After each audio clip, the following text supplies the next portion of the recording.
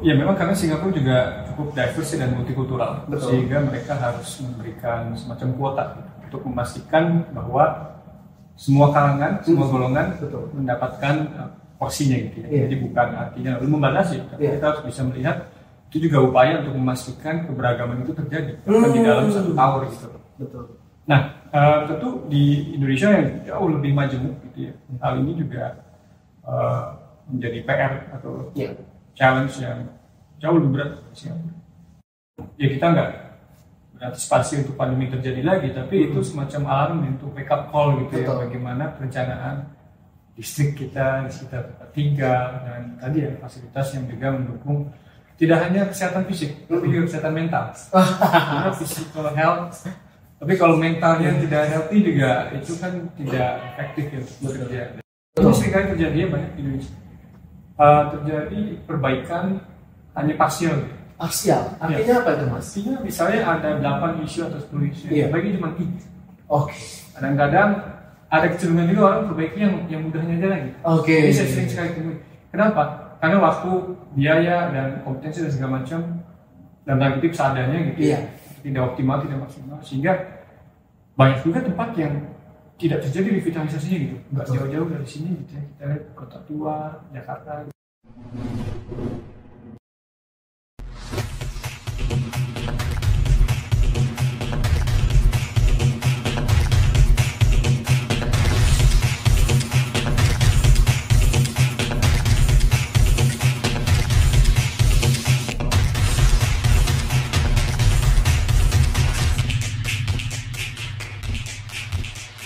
Halo Sobat Leaders, senang sekali bisa bertemu dengan teman-teman Sobat Leaders. Hari ini kita kedatangan tamu yang sangat spesial. Kita akan mengulas mengenai urban design dan juga implementasi dari konsep urban design dalam kehidupan sehari-hari. Dan hari ini saya langsung perkenalkan aja, ada Mas Dodi Dwinanda. Apa kabar Mas? Baik. Sehat ya? Sehat. Alhamdulillah. Terima kasih undangannya. Terima kasih Mas untuk waktunya bisa hadir di sini. Ya, Mas Dodi merupakan seorang praktisi yang telah berkecimpung di dunia desain selama lebih dari 20 tahun. Saat ini beliau adalah Direktur Urbanisme dan Perencanaan di ICOM, dan sebelumnya juga beliau pernah terlibat dalam berbagai proyek internasional seperti JTC Jurong Innovation District di Singapura, Master Plan Pengembangan Ulang Kai Tak di Hong Kong, dan Master Plan Pariwisata Kesehatan di Sanur, Bali. Mas Dodi ini juga pernah menjadi Vice President di ITDC, yaitu Indonesia Tourism Development Corporation, dan sebelumnya dia pernah bekerja di berbagai tempat di luar negeri, termasuk diantaranya Singapura, London, Hong Kong, dan terakhir sekarang di Jakarta. Terima kasih Mas atas waktunya. Kita boleh langsung mulai nih? Silakan. Siap. Kita biasanya mulai dengan pertanyaan yang sifatnya personal gitu ya Mas ya, untuk mengenal pribadi Mas Dodi kita. Nah, yang pertama pertanyaannya adalah this or that. Jadi Mas bisa pilih salah satu dan bisa kasih tahu alasannya, atau kalau nggak ada alasan juga nggak usah. Gitu ya. Yang pertama, arsitektur modern atau tradisional? Modern. Modern ya? Tapi tetap harus respect dan hormat pada yang tradisional. Wah, oke, keren tuh, keren. Wah, jadi tetap ini ya, mumpuni ya Mas ya. Yang kedua, sketsa tangan atau sekarang desain digital? Sketsa tangannya tetap, meskipun medianya mungkin digital, karena touchscreen sekarang sudah banyak dipakai. Tapi saya rasa itu nggak bisa digantikan dengan mouse gitu ya. Betul. Ataupun ada metode lain yang menggunakan market atau 3D play gitu ya. Tapi tangan saya kira tetap ya tidak bisa digantikan. Wow, iya, orang tua saya kan juga arsitek Mas. Itu di rumah itu ada kayak kalkir, kemudian ada meja gambar. Itu masih sempat juga Mas? Iya, saya masih ngalami kalkir dan meja gambar yang penting gitu ya. Meskipun ya dalam pekerjaan waktu di awal-awal aja sih masih pakai. Belakangan sudah komputer dan digital, tapi tetap sketsa masih kan? Wow, luar biasa. Siap. Yang ketiga, ruang terbuka atau dalam ruangan? ruang terbuka sebenarnya, meskipun kita sekarang di dalam ruangan. Tapi kalau bisa juga ruang terbukanya yang hijau dan rindang gitu ya. Jadi lebih sehat, lebih berenergi gitu. Di luar itu ya, oksigennya lebih banyak ya Mas ya. Siap. Kemudian mendesain bangunan baru atau merenovasi bangunan yang lama? Lebih ke mendesain bangunan baru. Oke. Di beberapa kasus seringkali kita harus renovasi bangunan lama, jadi harus ditimbangkan juga dengan case-nya dan konteks. Tapi kalau preferensi lebih yang bangunan baru. Ada kepuasan tersendiri ya Mas kalau bangun yang baru dibanding yang lama? Betul. Lebih ada ruang juga untuk kreasi dari nol gitu ya. Oh iya. Meskipun ya tetap ada aturan mainnya dan tata cara, tetapi di dalam renovasi atau bangunan lama juga pasti banyak ruang untuk berkreasi. Oh gitu ya.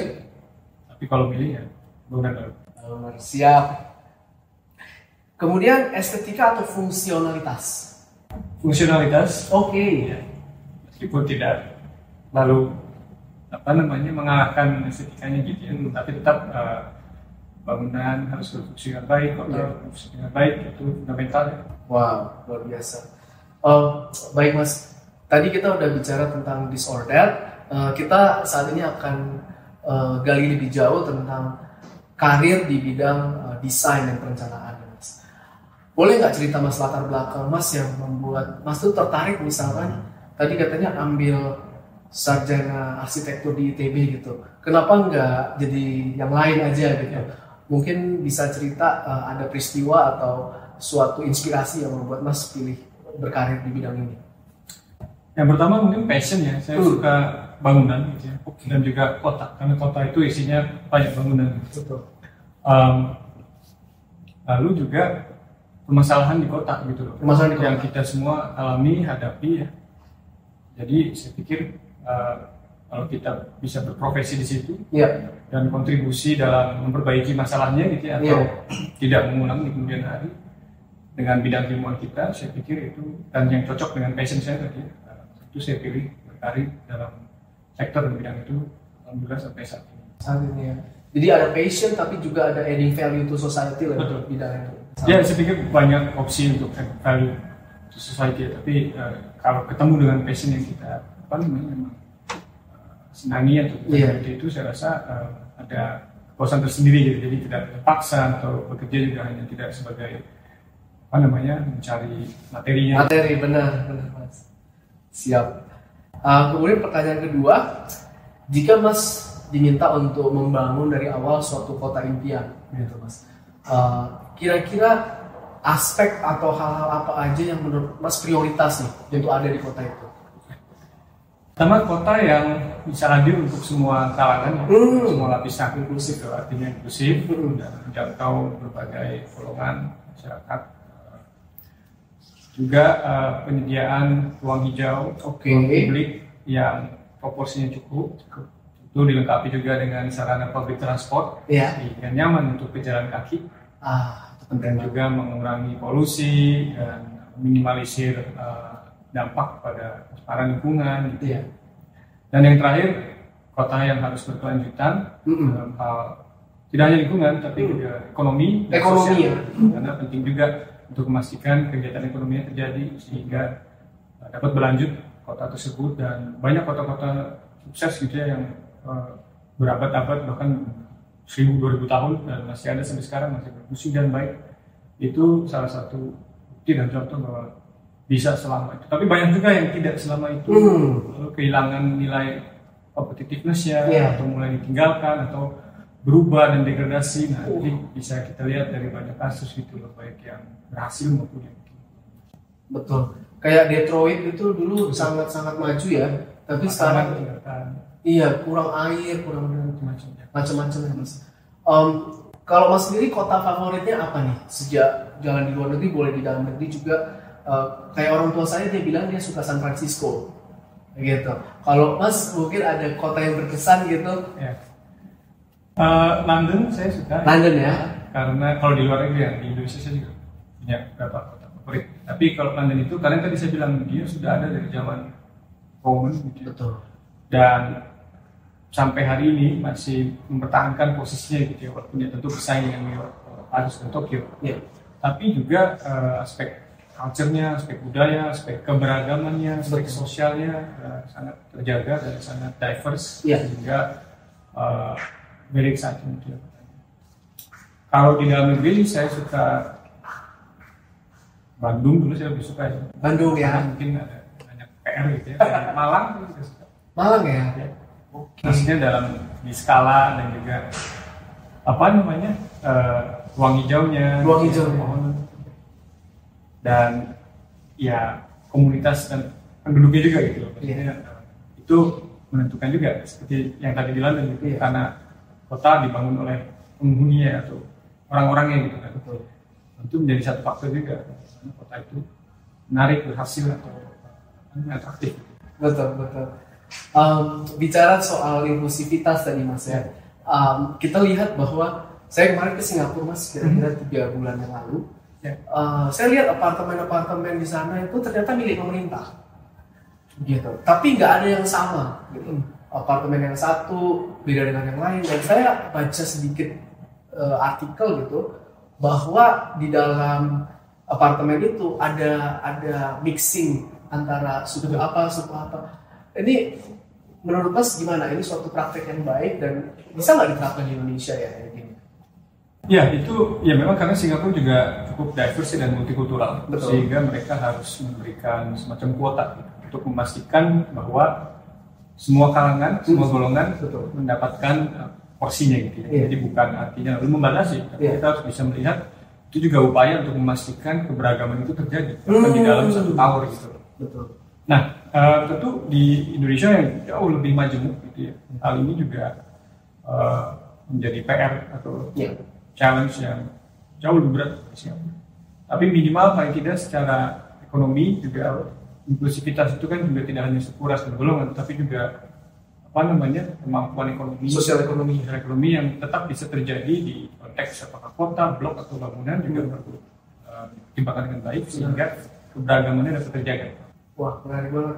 Iya, jadi kalau misalkan ada satu tempat gitu Mas, kalau bisa ada daerah atau apartemen yang bisa gabung, ada orang kayanya, ada juga orang yang nggak terlalu kaya gitu. Ya, justru itu yang di banyak tempat ya, Hong Kong, Tokyo, New York, London itu benar-benar terasa gitu. Walaupun tentu ada area-area yang billionaire district, tapi nggak jauh dari situ ada tempat yang mungkin agak kontras gitu. Kontras dalam artian positif ya. Di Hong Kong banyak sekali seperti itu. Dan saya pikir di Indonesia dengan existing social structure kita juga banyak tempat-tempat yang dapat bersandingan dengan baik gitu. Tentu perlu penataan yang hati-hati. Tetapi saya pikir itu menjadi satu faktor untuk tadi ya keharmonisan dan diversity di sebuah kota atau konteks di mana berbagai status sosial berbeda bisa bersandingan gitu. Dan sama-sama perlu. Betul. Saya ngalamin juga di apartemen, sempat tinggal di apartemen, nggak jauh dari situ mungkin ada kampung gitu ya, atau ada area yang tipologinya lain, tapi sama-sama perlu kok. Kita juga perlu mereka juga perlu kita dan bisa bertangga dengan. Wah, luar biasa. Siap Mas Rudi. Mungkin ini pertanyaan selanjutnya, kita baru melewati pandemi COVID nih Mas. Sekarang COVID udah jadi endemi. Bagaimana sih pandemi COVID yang kurang lebih 2 tahun lebih ini mengubah konsep urban design yang sekarang itu kelihatannya makin fokus kepada kesehatan, kesejahteraan, dan juga konektivitas. Mungkin bisa cerita Mas dampaknya? Ya tentu pandemi itu juga stress test yang luar biasa untuk semuanya. Tidak hanya di dalam luar negeri, desa, kota. Bahwa siapan kota dan infrastruktur dalam situasi seperti itu. Walaupun memang jarang, tapi tidak mungkin kan itu akan terjadi lagi dan pernah terjadi juga sebelumnya. Betul. Itu kota memang harus antisipatif gitu. Pertama, kalau kemarin karena shock atau stres itu kan bisa dalam bentuk ekonomi, seperti sebelumnya krisis moneter atau krisis finansial yang tadi Mas sebutkan, lebih ke kesehatan yang berkaitan dengan infrastruktur sosial dan kesehatan di kota. Betul. Rumah sakit, ketersediaan ruang terbuka yang terjangkau dari tempat tinggal gitu ya.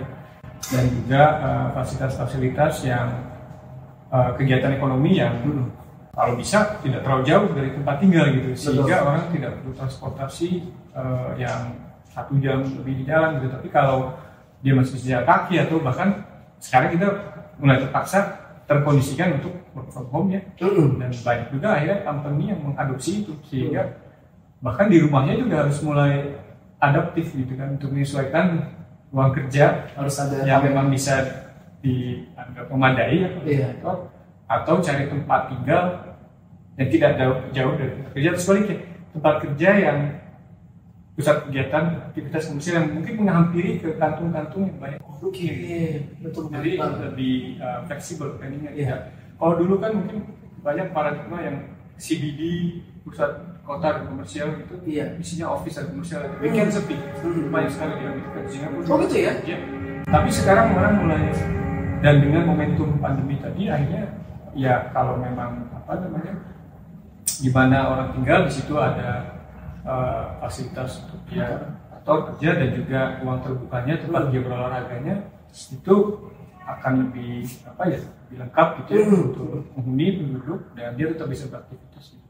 Tanpa harus waktu jalan. Dan ya kalaupun ya kita nggak berantisipasi untuk pandemi terjadi lagi, tapi itu semacam alarm untuk wake up call gitu ya, bagaimana perencanaan listrik kita di sekitar tempat tinggal, dan tadi ya fasilitas yang juga mendukung tidak hanya kesehatan fisik tapi juga kesehatan mental. Physical health, tapi kalau mentalnya tidak healthy juga itu kan tidak efektif ya bekerja. Dan itu ada fungsi kota gitu loh untuk memastikan yang hal itu terjaga. Hijau-hijauan, badan air gitu ya, sungai, waterfront itu ada sainsnya gitu loh, bahwa itu bisa meningkatkan happiness, mereduksi stres. Iya, itu ada sainsnya. Maka itu yang harus dipastikan juga di kota. Social infrastructure dan green infrastructure, blue infrastructure disediakan dengan memadai. Jadi dengan kita tinggal dekat yang hijau-hijau nih Mas, dekat daerah-daerah yang sejuk, air gitu, itu ekspektasi hidup kita mungkin lah ekspektasinya meningkat, lebih happiness ya? Happiness, ya saya pernah baca kalau nggak salah di researchnya World Economic Forum. Iya betul. Ya tentu mungkin secara long termnya juga akan berkontribusi, karena kalau orang tidak hanya fisik yang sehat, mental sehat juga, mungkin cenderung dia overall hidupnya yang sehat dan mungkin hidup lebih panjang. Baik Mas, yang saya juga tertarik ini dan mungkin teman-teman leaders juga tertarik nih Mas, yaitu tentang semakin padatnya kota. Begitu. Ini kayaknya nggak terhindari karena ada prediksi bahwa tahun-tahun ke depan akan makin banyak orang yang urbanisasi ke kota. Ini menurut Mas, apa sih strategi-strategi umum yang bisa dilakukan dalam perencanaan kota sehingga siap untuk menghadapi hal ini?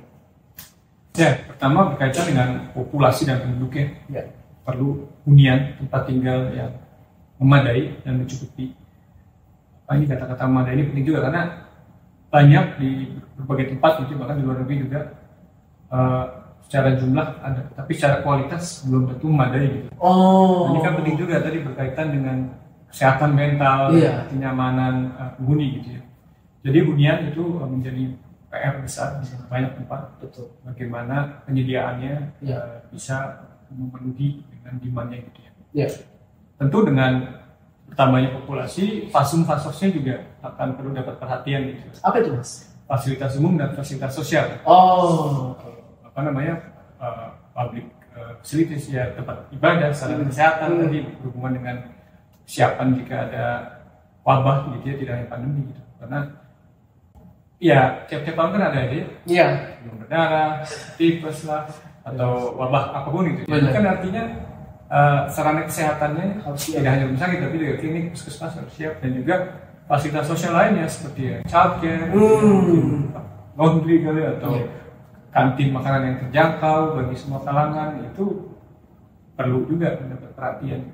Dan tentu utilitas kota gitu ya, listrik, air, sampah, karena masalah-masalah itu bertambah ya. Iya betul sekali Mas. Banyak sekali kota yang nggak siap Mas. Contohnya kayak di LA itu banyak sekali beggar gitu ya, homeless gitu. Dan pemerintah itu seperti nggak sanggup lagi, lepas tangan udah. Itu kenapa ya? Padahal kayak di Jerman kita lihat mereka itu berhasil mengundang refugee untuk masuk 1 juta orang lebih, tapi kelihatannya bisa berasimilasi dengan baik, Mas. Nah itu mungkin banyak faktor lainnya selain dari kesiapan fisik kotanya, tapi juga intention dari pemerintah kotanya, dan juga politik ya, karena juga serta ini ya attitude dari masyarakatnya juga. Banyak sekali homeless juga yang kadang-kadang bukannya nggak ada pekerjaan, tapi malas dan juga manja. Karena di banyak tempat, terutama negara maju ya, kalau homeless itu malah akan dapat allowance gitu kan. Benar. Itu akhirnya banyak di abuse gitu loh. Apalagi yang punya anak 1, 2, 3 tuh dapat allowance ekstra. Ya kita tentunya tidak menuduh orang sengaja homeless itu, tapi saya lihat atau saya dengar itu terjadi karena ya istilahnya kalau diem aja dapat allowance kan kenapa saya harus bekerja? Betul. Ada pandangan seperti itu juga yang bisa akhirnya ya itulah dilemanya negara maju ya. Karena mereka memang menjamin secara sosial, namun pasti ada aja lah orang malas itu kan di mana-mana ya. Betul. Yang tidak merasa harus bekerja keras dan uangnya ada kok. Wah, menarik banget. Ya, tadi soal bicara tentang kota ya Mas. Sekarang banyak kota-kota di negara maju itu yang sudah tua dan butuh revitalisasi. Begitu. Padahal kita tahu juga perubahan iklim menyebabkan untuk membangun sesuatu itu semakin mahal gitu. Gimana sih Mas cara revitalisasi yang bagus yang bisa membuat semua masyarakat di satu kota itu sejahtera dan happy gitu? Ya tentu kita harus memahami permasalahan fundamentalnya dulu ya. Karena selain dari revitalisasi fisik, juga ada permasalahan yang invisible gitu ya. Yang tidak kelihatan secara fisik, tapi itu mempengaruhi juga kualitas ruang kota dan nasibnya daerah tersebut. Itu ada solusinya sendiri gitu ya, mungkin dari bidang keahlian yang di luar tata kota. Tapi tata kota itu mencakup banyak hal, fisik, sosial, ekonomi, dan lain-lain. Nah, dengan pemahaman permasalahan itu, kalau kita cukup kuat gitu ya, analisa, identifikasi, secara teori strategi untuk mengobatinya juga lebih jitu. Karena jika kita tidak paham permasalahan atau penyakitnya, gimana kita menyediakan obatnya kan? Betul. Karena saya sering juga kadang diskusi dengan klien saja atau pihak yang berharap dicarikan obatnya gitu. Dia bicara seperti itu, ini kawasannya udah mulai demam nih, udah mulai sakit, jadi bisa nggak tolong dibantu cari obat? Oke. Jadi ya itu seperti halnya dokter kita harus diagnostik dulu kan. Betul. Ini apa masalahnya? Lalu dan tiap-tiap daerah, tiap kota mungkin punya masalah sendiri walaupun banyak yang berulang, walaupun banyak yang tapi tidak bisa kita aplikasikan satu solusi.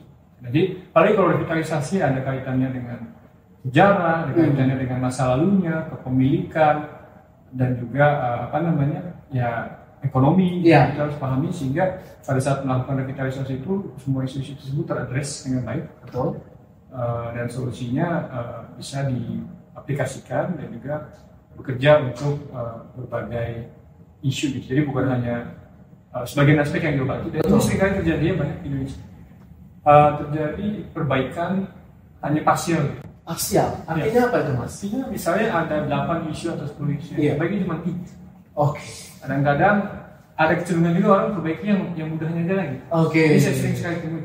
Kenapa? Karena waktu, biaya, dan kompetensi dan segala macam dan tanda kutip seadanya gitu tidak optimal, tidak maksimal, sehingga banyak juga tempat yang tidak terjadi revitalisasinya gitu. Nggak jauh-jauh dari sini gitu ya. Kita lihat Kota Tua, Jakarta gitu. Tapi kalau kita lihat Kota Tua tempat lain mungkin bisa beda. Permasalahannya juga beda. Bendanya mirip-mirip kurang lebih gitu. Nah, tentunya di sini juga perlu banyak benchmarking, dari tempat lain gitu ya, kalau memang konteksnya mirip, sehingga untuk menawarkan solusinya juga kita jeli gitu ya, cermat dan sensitif. Karena yang namanya revitalisasi itu kan tidak bangun dari nol. Jadi itu challenging juga. Kalau bangun dari nol atau dari tanah kosong tuh istilahnya itu bikin apa aja nggak salah gitu. Walaupun salahnya nanti ketahuan ketika terbangun. Namun untuk revitalisasi kita mulai dengan masalah gitu.